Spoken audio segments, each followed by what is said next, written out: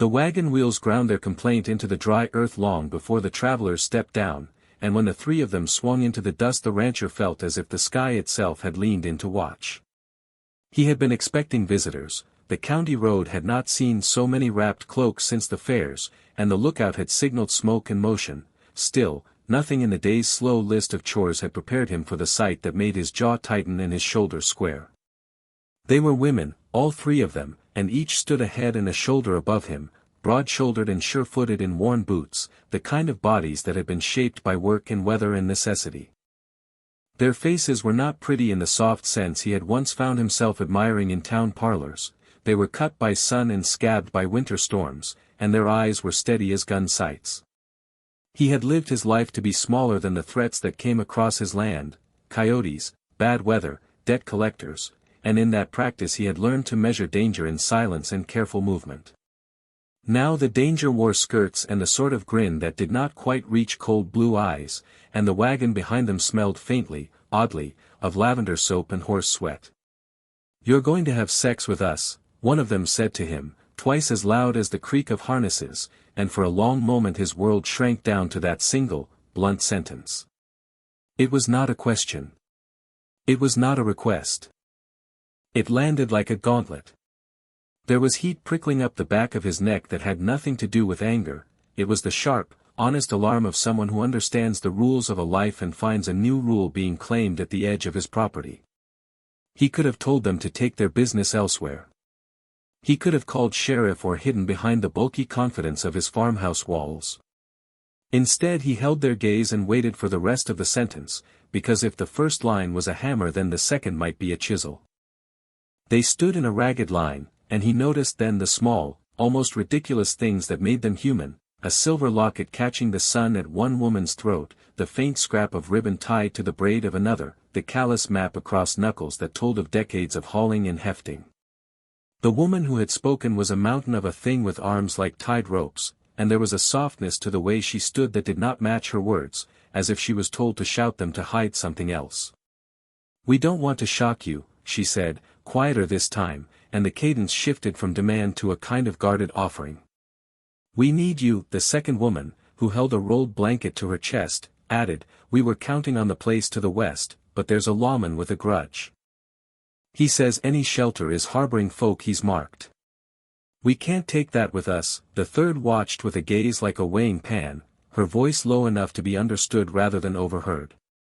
"We could do without the man. We need the safe hours inside a place with an honest lock and a man who can keep footing." The rancher felt the familiar burn of pride and stubbornness flare up, a hot animal that had kept him from folding to every whim and demand since his father taught him to tend fences. He measured them, 3 women, twice his size and likely twice as used to being counted as trouble as anyone he'd seen in town. He also measured what lay behind them, the wagon's bulging belly, the thin-faced child tucked between barrels, the crate marked with a farmer's name. He had a small herd, a dozen acres, a stable that could shelter a few heads overnight and a barn that could hold more than a few secrets. He had no desire to be soft where the world had been hard, but compassion had a shape too, and he'd learned how to recognize it even when masked by force. "You're asking for a lot," he said, his voice rough with the day's dust.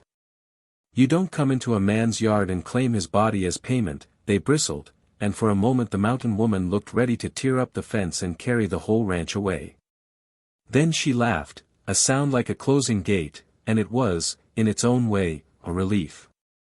"You've gotten only the blunt truth," she said. "We've been put to it. There are men who would set a price on a lock and call it justice. There are men who would set a price on silence." Her hand moved, almost casually, toward the small pack at her hip, and the rancher thought, with a cold twist of certainty, that it might hold a revolver. The simplest thing, the clear rule, would have been to say no and to take the measure of the risk. He had a rifle by the mantel, and he had a name in town that ordinarily kept trouble at a comfortable distance. Yet as he watched the way the second woman swayed on tired feet, the way her knuckles whitened around that blanket, a different calculation took root. The men who had chased them were not after their work hands or their coins. The hunted face in their stories was longing and old wrongs, the kind that take a long time to mend and quicker to explode again. He'd seen after fires like that behind the wagons of itinerant folk, he'd seen men trampling a welcome to toothpaste smiles and empty promises. "You want shelter," he said, and the word felt small in his mouth. "You want safety," he expected bargaining teeth, threats, the tiny courtesies of those who present danger as a favor. They answered with something else, honest hurt wrapped in raw urgency. "2 nights," the mountain woman said. "We saddle your fields with a watch. We split chores, and we won't take a bed if it means your family goes hungry. 2 nights. We don't ask for more than that." He counted the cost. 2 nights were small on the ledger of a landowner, the true price lived in consequence. To take them in might invite the sheriff's curiosity. It might brand his house as harbor to those running from men with names and grudges. It might, worst of all in his mind, ask of him the sort of intimacy he had sworn off long ago, to let others inside the rhythms of his home and in turn face the quiet things he kept under the floorboards. He heard, beneath the brash speech, a fatigue that smelled of railroad ties and sea salt and corners where the sun never reached. In the unspoken places between their words the rancher found debts that were not his and a form of courage he rarely conferred upon strangers. 2 nights, he said at last, because his spine had the sort of tiredness that comes from doing what is right long after it is easy. They lowered their shoulders as if a weight had slipped, and the mountain woman's laugh opened into something almost like a sob. "Good," she said. "We can do good." The first night, they kept to the outer rooms, hands busy with small, humble tasks, mending a fence rail in the dusk that smelled of hay and wood smoke, stacking the split feed for the winter, mending a broken harness. The rancher watched them work with a narrow, watchful eye, measuring their competence in the steady way they approached chores. When one of them hummed a tune under her breath while she sewed, the sound cut through the barn like a small bell and he felt a memory of warmth he had not allowed himself in years. The mountain woman, who, when alone, softened and called herself by a name the rancher had not heard spoken aloud in the county, spoke less than the others, but when she did it was as if the land itself shifted. She told the rancher, on the second night by the stove, why they were driven so dangerously. "My sister," she said, and the word loosened something thin and tender inside her voice. "She married before the frost. She married the wrong sort of man, a man with a ledger and a grudge. He took our wagon and our savings and left us with a name where no one would ask for proof of belonging. They follow us for kin and for the comfort of a known quarry. We keep our mouths shut and our hands busy. We offer more than bodies, we offer service. But sometimes the world asks for a price colder than a winter's breath." The rancher listened, and as she unfolded the story of loans rolled like thunder over a landscape of grudges, of men who believed that a single wrong deserved 1,000 paybacks, he found his own chest loosening. He had romanticized solitude as armor, but he had also used it as a way to keep the brittle things at bay. Listening was a confession he had not meant to make. The second woman, who had the small ribbon in her braid, was named by the child tucked in the wagon as Aunt, and by the rancher, when she let her guard slip, as someone who loved badly and fiercely. She spoke of nights spent running, of a child with eyes like storm silver who had learned to tuck sorrow behind the ears. The third woman worked the soil next to the rancher's fields, talking to him in practicalities, how to tell when the soil had been overused, how to mend a watering trough without calling the blacksmith. She spoke little of the violence that chased them and a great deal about the ways land keeps people honest. As the days wore to a week, the rancher watched the shape shift in each of them. The woman who had announced their demand with such thunder walked the fence lines at dawn and dusk with the steady, careful steps of someone who knew the human cost of a night's neglect. When she laughed, which she did often in the presence of the small child who took to calling her Big Auntie, it was no longer a gate closing but a bell rung in forgivable joy. The rancher found himself sharing his meals, then his stories, then the small rituals that kept loneliness from gnawing at a man's edges. He showed them where the best raspberries grew and how to mend a saddle thrown near the barn's shadow. They gave him watch in turn, and in that exchange the night felt safer than it had in months. A week passed, then 2. The sheriff came through, a man with a hat like a black top and a ledger that said, "Governing," and he stopped at the gate because every patrolled road needed a polite inspection. He asked about travelers and about shelter. The rancher met the questions with a face not quite loyal and not quite compliant.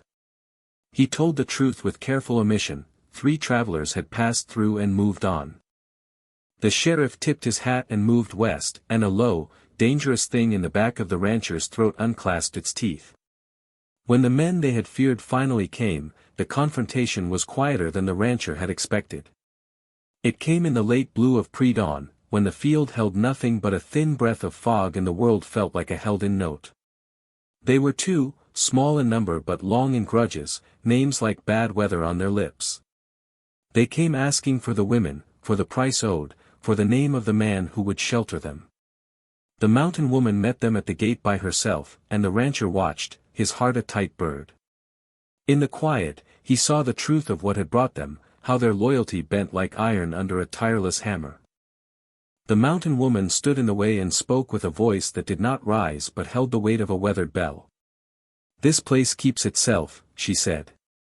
She offered them work instead of a fight, the kind of sober offer men hate to accept because it strips them of the theatricality of pursuit and gives them something duller and more binding: responsibility. "We need hands on the harvest, and we will pay what we can with labor. Take it and leave the rest alone." They looked at her like men who had never been shown the geometry of dignity before, and something like shame passed their faces. They accepted the terms, cutting the claim of ownership down into a manageable, human thing. The woman who had announced their demand had, in the quiet of the exchange, been the bravest of them all, and the rancher realized that the first thunder of her proclamation had been less a declaration than a sledge used to break open doors that had been welded shut by fear. After that morning, the tenor of things changed. The women stayed on, not as an imposition but as a woven addition to the fabric of the ranch. They took shifts watching the fields, mended the barns, fed the animals when the weather turned sour. The rancher's life, once a careful map of solitary chores and measured dinners, widened, not into chaos but into a new geography where laughter threaded through the stable at dawn and where arguments were settled with the blunt and honest talk of people who had too many reasons to keep things small. The childhood that still sat in corners of the rancher, the memory of his mother stitching by lamplight, the memory of a father's hands, worn like weathered leather, woke and stretched. He began to tell stories not because he wanted to keep his own company but because he had company worth telling to.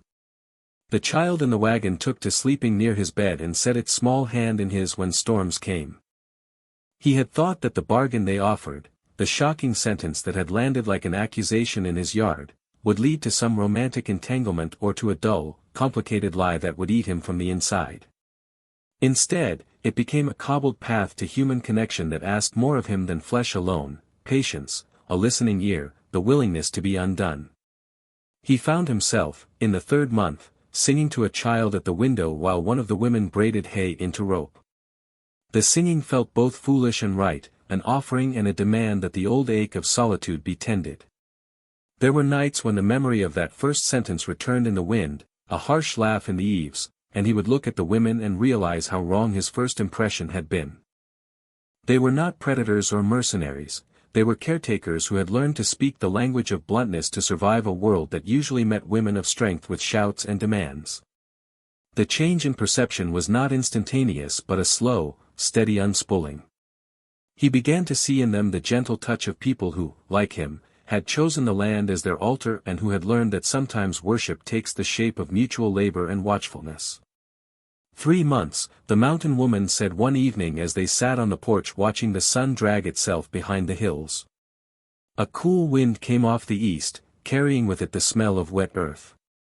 And the sheriff has warmed his feet elsewhere. The men with grudges have less wind now. She smiled then, and the rancher caught the first real glimpse of vulnerability she had offered. It was small and startling, like a bird landing on the windowsill, and it made him think of all the nights he had spent keeping his own face a hard thing the world could not read. "You've made home," she added, and there was no drama in her voice, only an honest statement of fact. He looked at the women as if seeing them anew. The one who braided hay had rough hands that could coax a stubborn engine back to life, the one who had kept the child's silence with steady meals, had a laugh that made the house feel like a place where secrets could warm themselves by the hearth and find they belonged. In the fullness of that third month the rancher realized, with a quiet, astonishing clarity, that the world had handed him a choice the size of a barn, to retreat into the cleverness of solitude, or to accept a messy, human gift that came wrapped in blunt words and rough honesty. He chose the latter. The decision was not a grand, cinematic event. No wedding bells rang, no last-minute melodrama burst from the prairie. Instead there was a collection of small, honest things, a shared table set with more than his single plate, the barn door left open through a long night when a storm came, hands helping to lift a broken gate into place. They spoke in plain terms about what they would give and what they would take.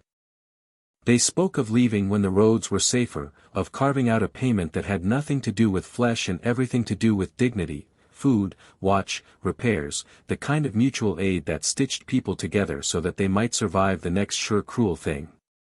In the months that followed the ranch prospered quietly. The patch of land that had been a tidy, solitary kingdom became a small commune of care. It was harder in strange ways. There were arguments about the best use of water, about when to plant certain seeds and when to let fields lie fallow. There were nights when the pasts of each threatened to pull them apart with the force of old scars. But there were also mornings when they harvested enough to sell at market and evenings when the child would tumble toward them like a comet and demand a story. The mountain woman taught the rancher how to read the sky for coming weather, the braided hay woman taught him to patch a harness without a twinge, the child taught them all that laughter could be a saving thing. The rancher found himself, in an honest way he had not known he had missed, caring for other people as if they were his own kin. He gave up, not all at once but in a sequence of small, brave acts, the place where solitude had once been a shrine. He let the women into his ledger, into the name on the deeds, into the small drawer where he kept letters from a time before he understood how loneliness could calcify into habit. They cleaned the house until it shone with a life he had not known it could hold. They stayed for a season longer than either they or he had planned, because the math of life with other people often bends that way, one need becomes two becomes 100 small mercies, and no one can easily name the first day the place truly felt like home. When at last the day came for them to leave, it was not with fanfare but with a slow packing of crates and the folding of blankets. They had been promised safe nights and had given more than help, they had taught a man how to open his hands. The mountain woman took his hand as she had the first day, not as a claim but as a thank you. We were brusque, she said, with an honesty that made his eyes prick. We needed to make our ask loud enough that you would look inwards. We weren't sure you'd give, the rancher smiled, and in the curve of it there was relief and a new kind of ache. You gave me trouble, and you gave me more than trouble, he said. You gave me others. The child pressed a small, crooked tooth against the back of his hand, and the braided hay woman hugged him like she might a brother. They left in the bloom of early spring, the wagon carrying what they could not bear to leave behind, and the rancher watched them go until they were small as a line of ants on the horizon. He found, in the hollowed space that followed, that an absence could be a different sort of presence, one that bent him toward the memory of how it had been to sit in a house alive with more than one heartbeat. Seasons turned, as they do, and the place grew steadier, a patchwork stitched with the knowledge of many hands. The county road saw less of men with grudges and more of goods and calls for help. The sheriff came to know the ranch as a place that kept its agreements, and the rancher learned to accept the occasional company with a newfound kindness.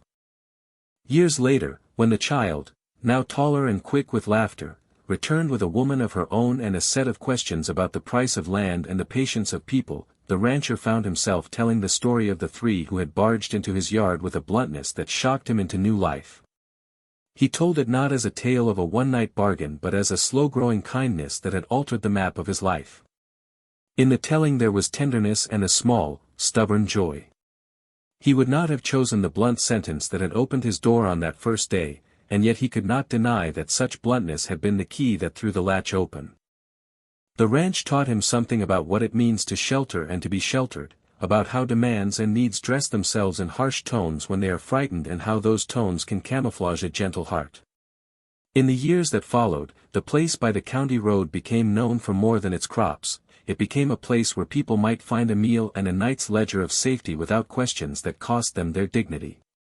The rancher kept a small photograph on the mantel, edges browned and curling, of three broad-shouldered women leaning against a wagon as if it were a ship, their smiles frank and not ashamed.